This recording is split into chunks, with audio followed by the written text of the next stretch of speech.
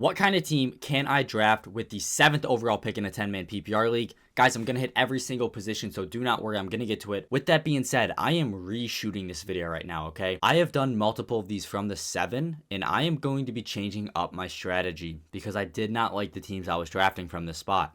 You see, what I had been doing at the 7, you are projected a guy like Christian McCaffrey. I was saying I didn't want to draft CMC because I'm not fully sure on his status yet. And your first overall pick is going to be the leader of your team. I want that to be someone I am sure about. And I was avoiding CMC.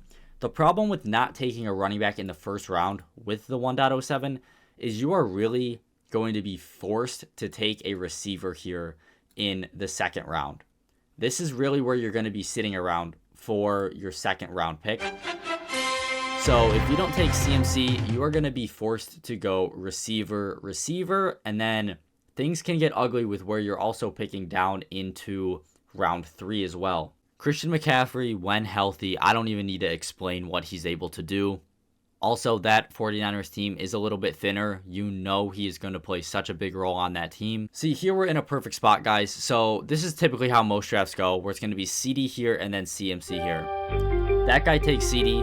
If CD was still available, I would take CD. If it got to a point where we had CD and CMC, I would still take CD Lamb just because he has so much upside potential this year. I know a lot of you guys were saying that on the last video. However, anyone below CD, I do not like going wide receiver. Okay, we are back up. Gentry manages to fall. I'm going to be honest, I have never seen him be available this low yet, so I would not anticipate Gentry being available here for your second round pick at the 1.07. With that being said, I wouldn't be taking him anyways. I'm between Nico Collins and Brian Thomas Jr. I'm going to go with Nico Collins here. I think it is a toss-up. He was so good last year when he's healthy. I do like CJ Stroud more than I like Trevor Lawrence, so I don't think you can go wrong there. I'd be fine with BTJ. He's who I had gotten in my previous rounds at the 1.07. So like on the last team I drafted, I had BTJ. I was fine with it. With that being said, your second overall pick is going to be looking like someone, neighbors if you're lucky, Nico Collins, Brian Thomas Jr., AJ Brown, or Drake London. Guys, coming up, a player to look out for is Mr. Ladd McConkey here. It's going to be really close if we're able to grab him or not. I'm not sure if we're going to be able to.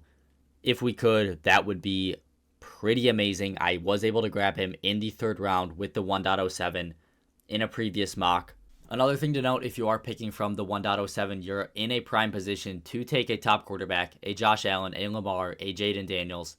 They're going to fall basically right to you. So you're definitely in a great position